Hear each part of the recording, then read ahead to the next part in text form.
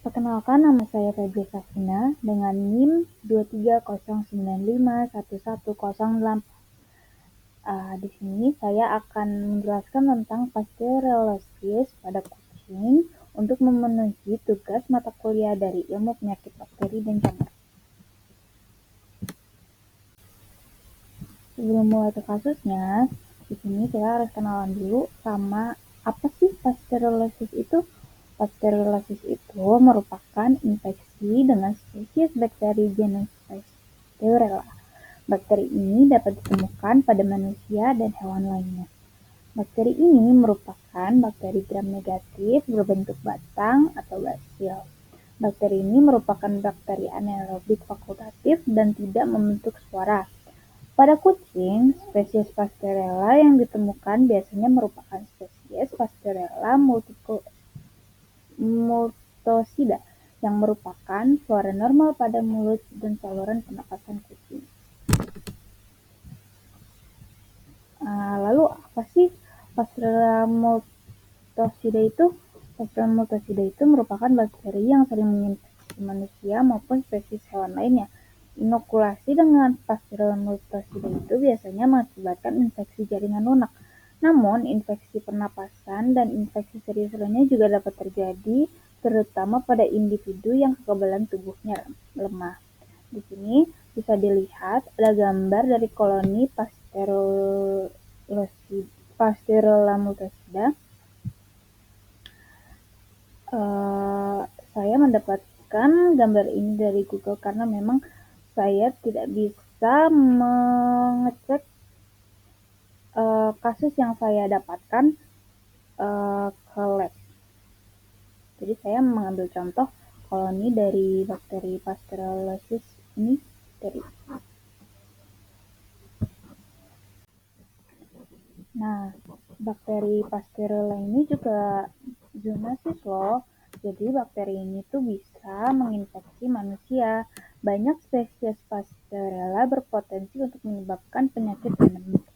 Transmisi zoonosis ke manusia biasanya melalui gigitan hewan atau kontak dengan sekresi rongga hidung dengan spesies Pasteurella multocida yang banyak ditemukan menginfeksi manusia. Pada manusia dan hewan, Pasteurella multocida sering diasosiasikan dengan infeksi akut yang akan merujuk pada pasteurellosis.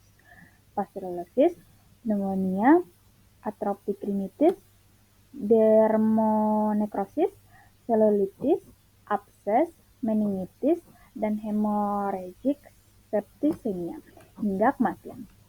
Hewan dengan tingkat penularan tertinggi adalah kucing, dengan tingkat penularan 70% hingga 90%.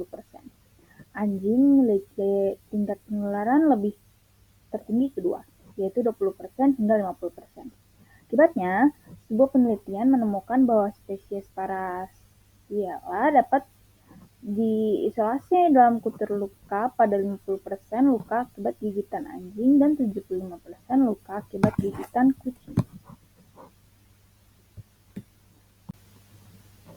Nah, ini kita sudah memasuki kasusnya. Di sini saya menemukan kasus pada kucing di depan kosan saya. Dia memiliki mata yang bernanah dan besar. Gambar di samping memperlihatkan seekor kucing yang menunjukkan gejala peradangan pada mata hingga menyebabkan mata bernanah. Hal ini disebabkan oleh cakaran yang terinfeksi dikarenakan sebelumnya kucing tersebut terkena cakaran saudaranya saat sedang berkelahi. Luka tersebut belum sempat diobati dan berkembang menjadi infeksi yang serius. Infeksi pada mata tersebut kemungkinan berasal dari bakteri Pasteurella karena diakibatkan oleh cakaran. Di sini bisa terlihat ya mata kucingnya terlihat sangat berbeda, yang satu lebih besar dan lebih buram dikarenakan tertutup oleh cairan-cairan nanah yang sudah terakumulasi di matanya. Dan mungkin sebelumnya mata ini tuh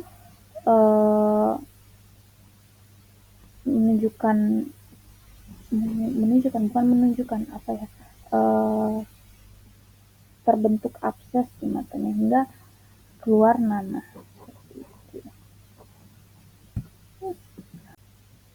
Nah, di sini saya memiliki video dari kucing tersebut yang memperlihatkan matanya lebih jelas.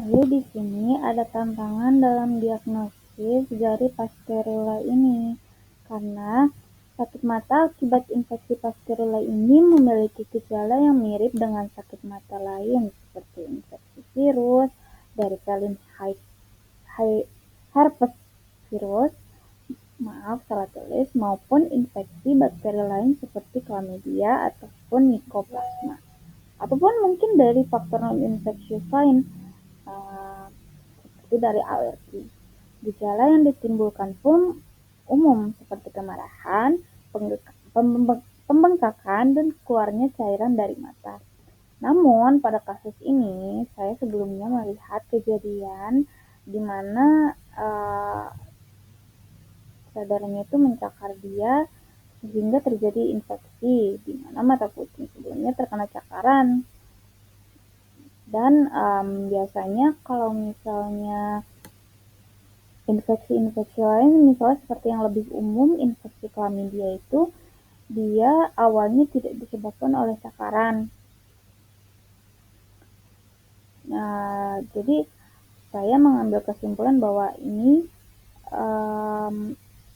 mata ini terinfeksi oleh bakteri Pasteurella. Selain itu, saya juga melihat tanda-tanda yang menunjukkan gejala infeksi Pasteurella, seperti badan kucing ini terlihat lemas dan sedikit demam. Dan tanda-tanda ini juga menunjukkan bahwa kucing tersebut terkena Pasteurella. Tetapi tidak menutup kemungkinan bahwa infeksi tersebut juga bisa dari chlamydia. Maka dari itu, untuk mendapatkan diagnosis yang tepat, kita harus melakukan pemeriksaan lebih lanjut.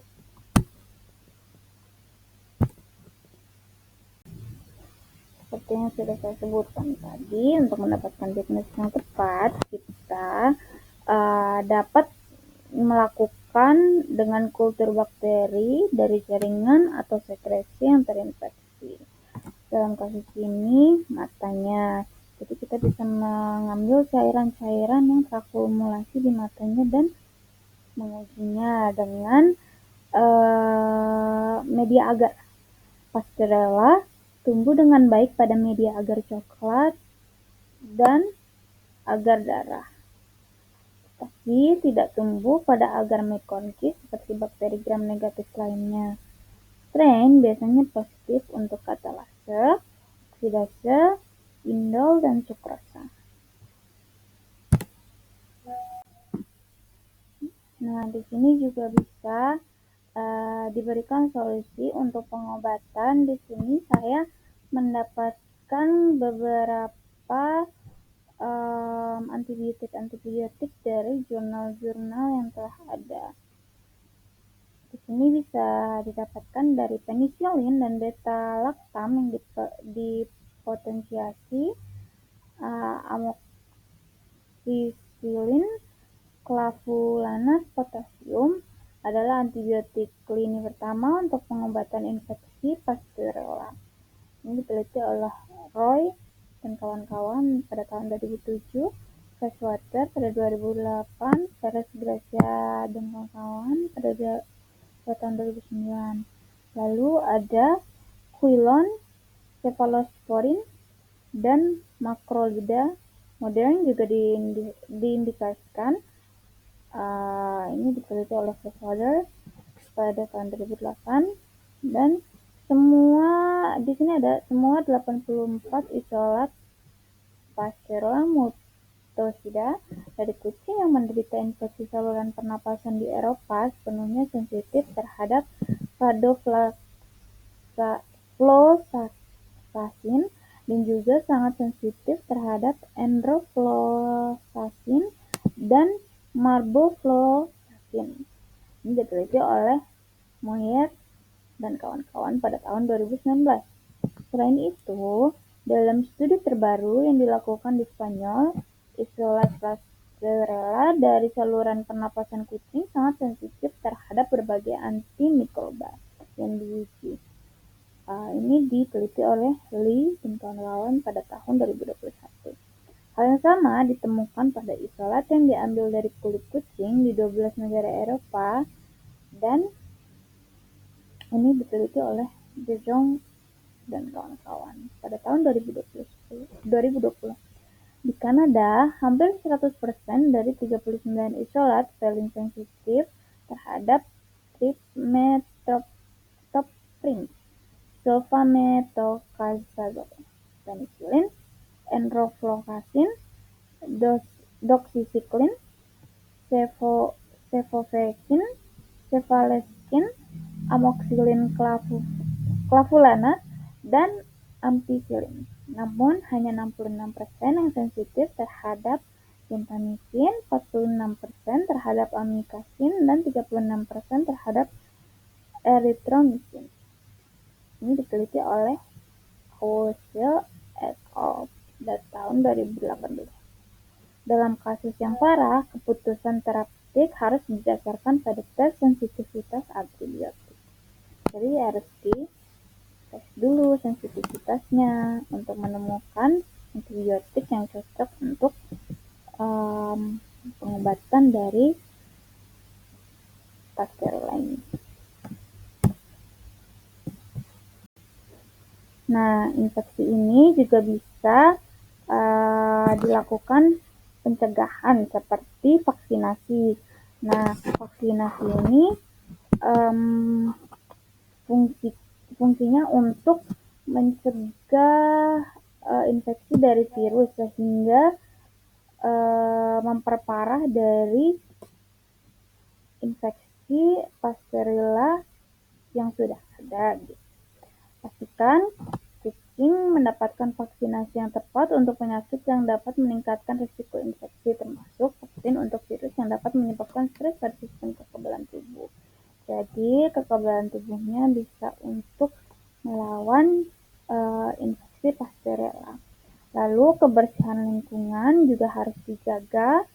Tempat kucing tinggal, bersihkan tempat tidur, mainan, dan area bermain secara rutin untuk mengurangi bakteri-bakteri yang terdapat pada lingkungan. Lalu menghindari kontak dengan hewan terinfeksi. Jadi jangan biarin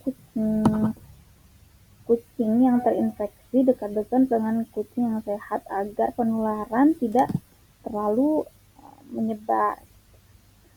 Lalu ada perawatan kesehatan rutin. Lakukan pemeriksaan kesehatan rutin ke dokter hewan untuk memastikan kucing dalam kondisi yang baik dan tidak memiliki penyakit yang mendasari infeksi ini. Lalu karena bakteri Pasteurella ini rata-rata masuk melalui luka, jadi kita harus menghindari luka pada kucing yang dapat menjadi pintu masuk dari bakteri Pasteurella ini.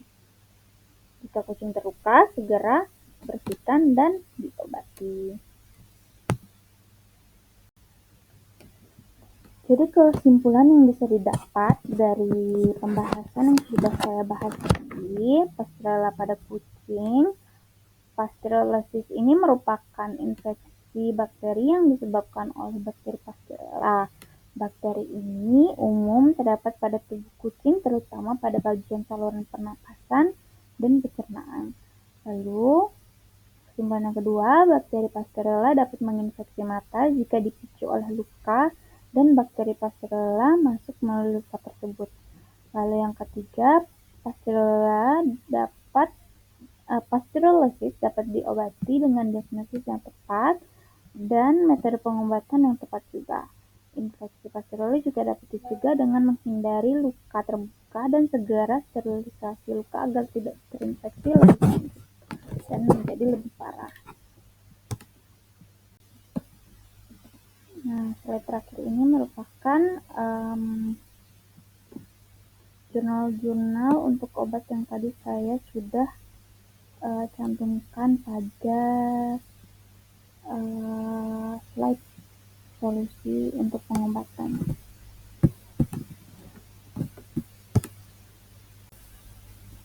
Baik, sekian penjelasan dari saya. Kurang lebihnya mohon maaf jika ada yang salah ataupun kurang lebihnya mohon maaf. Terima kasih.